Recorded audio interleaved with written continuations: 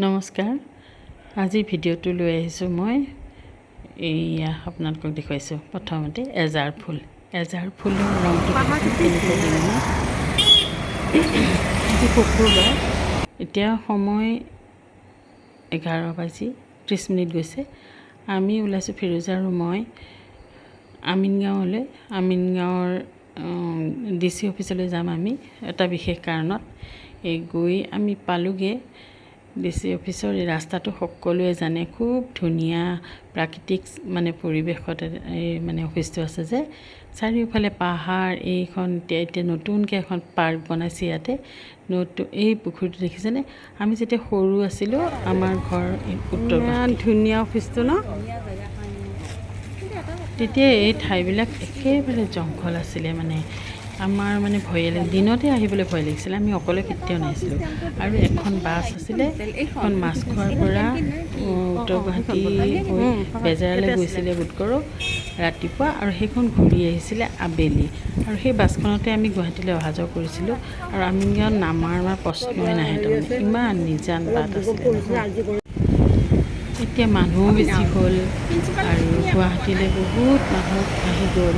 যেতিয়া আমি নিজানত এইবিলাক জেগা আমি ভাবাই নাছিলোঁ কেতিয়াও এনেকুৱা যে হ'বগৈ।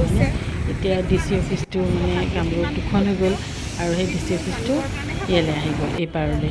গতিকে এইখিনি জেগা সজাই পৰাই সুন্দৰকৈ তোলা হ'ল। আৰু এইখন এখন পাৰ্ক বনাই আছিলে। এই পাৰ্কখন হৈ গ'ল, মানুহবিলাক যাব পৰা হ'ল আৰু সৰু ল'ৰা ছোৱালী। আমি ভাবিলোঁ আমিও পাৰ্কত এবাৰ আহিছোঁ যিহেতু, গতিকে কামখিনি হ'ল। তাৰপিছত আমি পাৰ্কখনলৈ সোমাই আহিলোঁ। পাৰ্কৰ আকৌ টিকেটৰ দাম হৈছে 30 টকা। আমি বোলো সৰু ল'ৰা ছোৱালী, আমাৰ ডাবু আহিব খুজি আছেতো, সৰু ল'ৰা ছোৱালীৰ কাৰণে কিমান বোলে, নহয় 30 টকাই। অকণমান বেছি যেন লাগিলে পইচাটো, কিন্তু বহুত মানুহ হ'ব, তাৰমানে হ'ব আৰু সোমাই যাওঁ। তাৰপিছত নাৱতো উঠিবৰ মন গ'ল, নাৱো আছে তাতে। তাৰ নাৱৰ ভাড়া কেনেকৈ বা, তাতে কৈছে বোলে 350 এখনত, আৰু এখনত হেনো 300। আৰু আমি ভাবিলোঁ ৰ'দটো নাই, ৰ'দটো আছে অকণমান, কিন্তু বাজে বাজে কমি যায়, গোমা হৈ যায় বতৰটো। আমি ভাবিলোঁ ইমান পইচা খৰচ কৰি আৰু নুঠোঁ দে নাৱত আজি বোলো, সেইবুলি এনেই চাওঁ আৰু পাৰ্কখন, সেইবুলি ভাবি পাৰ্কখনতে ঘূৰিলোঁ। ভাল লাগে এনেকুৱা ঠাই। তথাপি এই যে ঠাইখিনি যে এনেকৈ পাৰ্ক এখন বনাই দিলে, মানুহে ইয়াত বহিব পাৰে, এইটোৱে ভাল হ'ল তাৰমানে। নহ'লেতো ইয়াতে বিল্ডিং বনাই দিলে হয়, ডাঙৰ ডাঙৰ বিল্ডিংবিলাক, আৰু মানুহ বহিবলৈ ঠাই নাপালে হয়। আৰু এই পাহাৰখিনি যে দূৰত যে পাহাৰখিনি কেনেকুৱা ধুনীয়া দেখিছেনে? এনেহ'লে আমিতো এনেকুৱা বাহিৰত গ'লে এনেকুৱা ফটোবিলাক লৈ আহোঁ বা ভিডিঅ' কৰি আনি দেখুৱাই থাকোঁ যে চাওক বেলেগৰ ঠাই ইমান ধুনীয়া, ইমান ধুনীয়া। কিন্তু আমাৰ ইয়াতে যে ইমান ধুনীয়া ধুনীয়া ঠাই আছে, কোনে ক'ব পাৰে? কিন্তু তথাপি মানুহে দূৰৰটোৱে সদায় ভাল ভাল ভাল, আমাৰখিনিও ভাল, সেইখিনিও ক'ব লাগে নহয়নে? সেইকাৰণে মই এইবিলাক প্ৰাকৃতিক এইবিলাক দৃশ্যবিলাক দেখুৱাই খুব ভাল পাওঁ। এনেকৈ সজাইছে, যদিও পানী হৈ আছে দেই পাৰ্কখনত, তাৰমানে ক'ৰবাৰ পৰা পানী সোমাইছে, আৰু সেইকাৰণে কিছুমান লেতেৰা হৈ আছে। খুব ধুনীয়া যদিও পাৰ্কখন, তথাপি পানী সোমাই পেলাই লেতেৰা কৰিছে, আৰু চিকচাকটো নাই, অলপ কম। আমি ভাবিলোঁ সেই নাওকেইখনত এবাৰ এনেই বহোঁ নেকি। তাৰপিছতে গ'লোঁ ওচৰলৈ। ভাড়াটোতো কৈয়ে থৈছে যে 350, তথাপি এটা কিউৰিচিটি থাকে নহয়। গ'লোঁ, গৈ পেলাই বোলো অকণমান বহি পেলাই পানীৰ মাজতে বহি থাকোঁ। তাৰপিছতে নাই, উঠিব বোলো বাধা আছে। ঠিক আছে বাৰু, বাধা আছে যিহেতু আমি নবহোঁ। এনেই চালোঁ আৰু ওচৰে পাঁজৰে। এতিয়াই সেইফালে আছে সৰলা বিৰলা স্কুল, আৰু সিফালে আছে তাৰ সিফালে ফেকাল্টি বেছি সিফালে, তাতে এইটো আমিনগাঁও অফিচটো আছে। আৰু ইটো ছাইডে হাজোৱা ৰাস্তাটো বহুত অফিচ আছে, আজিকালি অফিচ হৈ গ'ল। আৰু উত্তৰ গুৱাহাটীৰ যিমান কাম, মাটি বাৰীৰ কাম এই DC অফিচতে হয়। SDC অফিচো আছে, এইটোতো আৰু ইণ্টিগ্ৰেটেড। আৰু এখন সেইখন খেলিবৰ কাৰণে এখন হেৰিও আছে, প্লে'গ্ৰাউণ্ডো আছে, তাৰমানে খেলা ধূলা হয় তাতে। আৰু যেতিয়া 21 জুনত ইয়াতে যোগা হয়, তেতিয়াও আমি আহোঁ।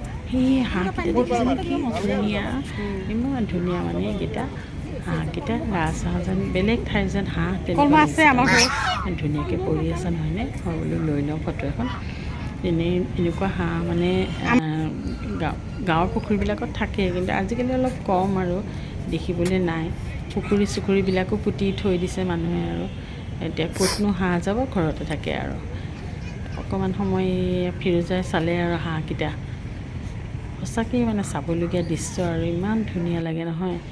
এইখিনি এনেকৈ ৰখাৰ কাৰণে আমি অৱশ্যে ধন্যবাদ দিওঁ চৰকাৰক দেই, নহ'লে কি যে হৈ গ'ল হয় ঠাইখিনি। এতিয়া অন্ততঃ মানুহ আহি পেলাই অকণমান বহিব পাৰিব। আমাৰ দাবুতে সদায় কয় এনেকুৱা জেগাত আহিম আহিমকৈ, তাকো লৈ আহিব লাগিব। মই চালেতো নহ'ব, সিহঁতে চালেহে মোৰ ভাল লাগিব। এইখিনিতে অকণমান বোলো বহোঁ, ৰ'দটো মানে অকণমান ওলাইছে বৰকৈ, মানে বৰষুণ দিয়া ৰ'দ নহয়, বৰষুণ দিয়াৰ পিছত ৰ'দটো বৰকৈ ওলায়। সেইজনী আমাৰ কুঞ্জ বাইদেউ, আইটো কমল, সিহঁতেও গৈছে কিবা এটা কামত আৰু ইয়াতে বহি আছে। আমি বোলো এইখিনিতে অকণমান বহোঁ সিহঁতৰ লগতে, সেইকাৰণে আহি পেলাই বহি দিলোঁ। আৰু কথাটো বহুতেই আছে নহয়নে, এই ঠাইবিলাকৰ কেনেকৈ উন্নতি হ'ল, কেনেকৈ এই ঠাইবিলাক কেনেকৈ বা ইয়াত আহি ইমান মানুহ কেনেকৈ আহিল, এইবিলাক কথা আচলতে জানিবলগীয়া দেই। অলপ সিফালে আছে আলগৰ ৰণ হৈছিল যে, সেই ঠাইখিনি আছে ইয়াতে ধুনীয়াকৈ সজাই পৰাই ৰখা হৈছে। শৰাইঘাটৰ যুদ্ধটো এইখিনিতে হৈছিলে, এইফালে ওচৰতে। এইবিলাক বুৰঞ্জী প্ৰসিদ্ধ ঠাই। আৰু সেইখন ব্ৰহ্মপুত্ৰৰ দলং, শৰাইঘাটৰ দলং, তাৰ সিফালে দুখনেই দলং বৰ্তমান আমাৰ। আৰু এইবিলাক ফুলবিলাক দেখিছে দূৰৰ পৰা, কৃষ্ণচূড়া ফুলবিলাক ৰঙা ৰঙাকৈ ফুলি আছে। এজাৰ ফুলবিলাক বেঙুনীয়া বেঙুনীয়া হৈ ফুলিছে। ৰাধাচূড়াৰ ফুলবিলাক গুলপীয়াকৈ ফুলিছে। প্ৰত্যেকটা ফুলৰে বৰণবোৰ বেলেগ। ইয়াত চাগে আৰু ফুল চুল ৰ'ব, কিন্তু এতিয়া নাই। আৰু এই পাহাৰটো চাওকচোন কেনেকুৱা ধুনীয়া লাগিছে মানে নহয়নে, বেলেগ ঠাই যেন লাগিছে। মানে এইবিলাক খেলাৰ কাৰণে ল'ৰা ছোৱালী খেলি আছে, জোলনা, এইবিলাক দেখি জোলনা, চচুৰা আৰু এইবোৰ কিবা কিবি খেলা বহুত আছে। এইবিলাক দেখি মোৰ আৰু ডাবুক কিয় নানিলোঁ এনেকুৱাহে লাগিছে। তাক সি মানে ইমান কৈ থাকে, মই তাক এদিন লৈ আহিবই লাগিব আৰু সেইবোৰ লৈ গৈ দেখুৱাব লাগিব তাক। তাৰপিছত দেখিছেনে কি বস্তু এইটো বুজি পোৱা নাই কিন্তু দেই। এই গছডাল হ'লে বৰ ধুনীয়া লাগিছে, গছডালৰ তলতে বহি আছে কোনোবা ছাঁত অকণমান। আৰু এই বস্তুটো পানীৰ ওপৰত আছে, কি বস্তু বুজা নাই, মানুহ উঠিব পাৰে নে নোৱাৰে। এইবিলাক আকৌ নাও, এইটো আকৌ বেলেগ নাও অলপমান, সেইটো দেখিছেনে, সেইটো চাবলৈ মনেই গ'ল আৰু ওচৰলৈ গুচি গ'লোঁ। ফিৰোজাটো ইতিমধ্যে গ'লেই, দেখুৱাই দিছোঁ চাওকচোন কেনেকুৱা বস্তু নহয়নে। পানীত উপঙি আছে কিন্তু বস্তুটো মোৰ এনে লাগিছে যেন তাত ভিতৰত উঠি পেলাই সৰু সৰু ল'ৰা ছোৱালীবিলাকে ভ্ৰমণ কৰিব পাৰিব নেকি নদীত। হ'বও পাৰে নহ'বও পাৰে দেই, মই ধাৰণাহে কৰিছোঁ। আৰু ভাল লাগিছেনে নাই বাৰু আপোনালোকৰ চাওকচোন আমাৰ পাৰ্কখন, এই যেখন এইবিলাক নাওবিলাক, এইবিলাক নাও, পানীখিনি একেবাৰে শান্ত হৈ আছে। আৰু সেইফালে মানুহবিলাক গিজ গিজকৈ গৈ আছে। বৰ্তমান কিন্তু DC অফিচটো একেবাৰে লেতেৰা হৈ গৈছে। আৰু মানুহবোৰে যে শিখৰ খাই হেৰি খাই থুৱাই গোটেইফালে পিক পেলাই মানে ইমান যে লেতেৰা কৰিছে নহয়, দেখিলে আচলতে দুখ লাগে। এইখিনিতে বোলো আৰু এই গছডাল চাওকচোন কিমান ধুনীয়া, বৰ ধুনীয়া পৰিৱেশটো। কিন্তু মানুহে লেতেৰা নকৰিলে ধুনীয়া হৈ থাকিব। মানুহে লেতেৰা কৰি আকৌ চাফা কৰা হ'লে ভাল লাগিলে হয়। কিন্তু এইখিনি দেখিছেনে, এইফালেদিয়ে মানে গুৱাহাটীলৈ যোৱা ৰাস্তাটো তাৰ কাষেদিয়ে গুচি গৈছে। এটা হৈ হাল্লা হৈ থাকে অৱশ্যে, কিন্তু তথাপিও ভাল লাগিলে পাৰ্কখনত আহি। এটা নতুন পৰিৱেশ, নতুন এটা মানে ইয়াত কামত আহিলেও মানুহবোৰে যদি ৰৈ থাকিবলগীয়া হয়, ইয়াতে বহি থাকিব পাৰিব বহুত দেৰি। কুঞ্জ বাইদেউ তেনেকৈ কামত আহি ইয়াতে বহি আছে। আমি এবাৰ ইয়ালৈ আহি পেলাই এইফালেদি গৈ পেলাই হাজোলৈ গৈছিলোঁ সৰুতে। হাজোলৈ যাওঁতে বাছতে উঠি গৈছিলোঁ, গৈ পেলাই তাততো সন্ধিয়া লাগি গ'ল, ৰাতিয়ে হ'ল। ইমান যে ভয় লাগিছিলে, বাছখনত আহি আছোঁ তথাপিও আমাৰ ভয় লাগিছিলে মানে। এতিয়াতো সেই ভয়ৰ কোনো কথাই নাই, ইমান মানুহ গিজগিজাইছে। লগতে বহুত মানে দোকান বজাৰৰ কথাই নকওঁ, অফিচবিলাক মুঠতে বহুত অফিচ ইফালে হৈ গ'ল। এতিয়া শুনিছোঁ ক'তটো লৈ আহিব বুলি, কথাটো নাজানো অৱশ্যে, সিমান বাধাও দি আছে কিছুমানে। বেয়া লাগিব অৱশ্যে, কিছুমান পুৰণি এটা চিন থাকিলে সেই বস্তুটো আকৌ বেলেগ এটা ঠাইত দিলে অলপ বেয়া লাগে প্ৰথমতে, তাৰপিছত আকৌ ঠিক হৈ যায়। আৰু যেনেকৈ মাছখোৱা ষ্টেচনটো থাকোঁতে আমাৰ এটা সেইটো বেলেগ এটা পৰিৱেশ আছিল।